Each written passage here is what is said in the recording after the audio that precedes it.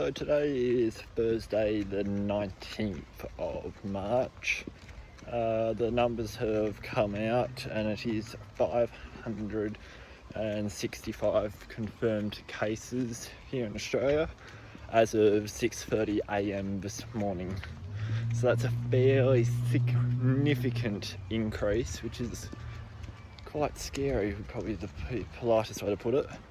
So on the 14th of March, I sort of realised that it was sort of around then it was about 25% increase, and thought I might as well just plot it in as a 25% increase and just see what it would come out as going onwards. And from that number, it would have come out for today to be 485. So we're actually going higher than what my predictions were. But if you sort of extend that with my predictions from back then, a 25% increase on each day, it means that we'll hit 1,000 confirmed cases here in Australia on the 22nd and over 10,000 as of the 1st of next month. So they're pretty rapidly increasing, but that's if things continue the way they currently are, roughly 25% increase. So that's just some numbers to pull out of the air. Some other big news here in Australia: Qantas has basically had to remove about 20,000 staff and are cutting all international flights as of the start of next month, and a lot of domestic flights as well. So that's a big job impact here in Australia that's going to be fed around. The comment I got from Benjamin on yesterday's video, well, thank you for sort of feeling for me losing all my work shifts. They're all my regular ones. Within that job I do work at a facility, we do multiple ones, but work at another facility which is a seasonal one, and that's about to wrap up, so I've still got a shift there Saturday, but it's not too sure whether that'll be going ahead or not at this point. Looks like it might be, but things can always change, and as this situation is changing hourly would be the best way to put it. Who knows?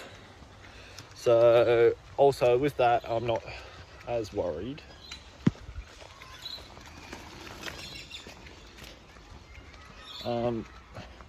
With me losing work, I'm not as worried as others, because there's others there who work pay packet to pay packet. So I'm more worried about them because they're going to struggle a bit more, because I've actually still sort of can survive, but it's just sort of putting the whole routine out and other things, which isn't great. I do have a little bit in savings, not much. But yeah, I'm more worried about them because they're good friends and they already sort of struggle a bit as is.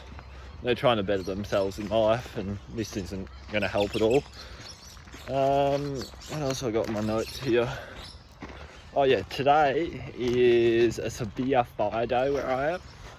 So I might stop here, and just to sort of make that point, I'm still out in the bush. You can see all these lovely big gum trees behind me, but today's walk is much more in the urban environment. So there's a school behind me over there, there's houses on the other side of these trees, so I'm more in more of an urban environment to try and make things a bit safer. I'm still spending time outside. This is a creek trail I'm walking along currently, but yeah, I'm just trying to make things a bit safer, because here in Australia, bushfires can start and rapidly spread, would be probably the best way to put it. Today is another one of those spike days, which just seem to come along where it becomes higher than the usual ratings, as in lately we haven't been at all that risky lately. So there's a thing called FDI, which is Fire Danger Index, which is basically how quickly a fire would move and sort of create in the landscape. And that's a rating of 0 to 100. It can go beyond 100. Don't get me there, but technically it's 0 to 100. Today is 48 where I am, so if something was to start a little bit later in the day when it becomes more windier and when it picks up, something can go very fast. So on these sort of days, I don't recommend going into the bush environment. This is a creek trail. There's probably only about 200 meters wide of bush, and that's just my thing. Also, today is a total fire ban day, so definitely don't go anywhere where people don't know where you are and you're out in the bush. Like, I'm on quite a major dirt track going each way. Yeah, and as you probably saw me stop before, there's a kid who rode past me. There's others sitting on the seats beside as I'm walking along. So that's that. Oh yes, here in Australia, now that we're reaching towards the end of the fire season, they have all these extra resources they have on loan that are sort of wrapped up their loan. So there is limited support available. And when I'm talking about that, I'm not talking about general fire trucks that are on the ground. I'm talking air support, as in the heli-tacs and the big lats and bombers in the sky that put retardant and water on fires. They're sort of limited resource now. There isn't many of them left because their contracts had been set to wrap up a little while ago. So that's an added risk for another peak day today that exists. I'm just trying to have a look at my notes here, but it's looking like I've nearly covered it all. So each time I go for this, I make a little bit of a note list about what I'm going to talk about, because I am very good at forgetting things. So my last thing I've got in here is support small businesses.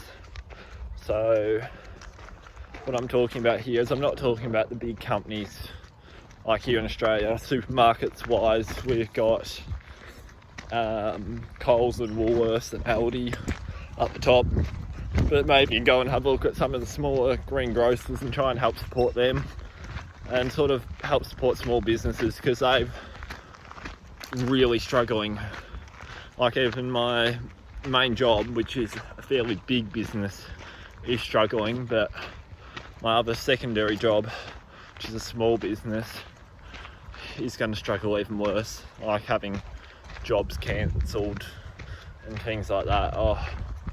So go and support your small businesses. It doesn't matter whether you're here in Australia or anywhere else around the world. They are what keeps the world moving. So keep supporting them on, please. That's all I will say about small businesses. But have a look at this, like, lovely creek trail, the beautiful gum leaves here. Such a beautiful environment. That's all I have for today. I'll catch you tomorrow.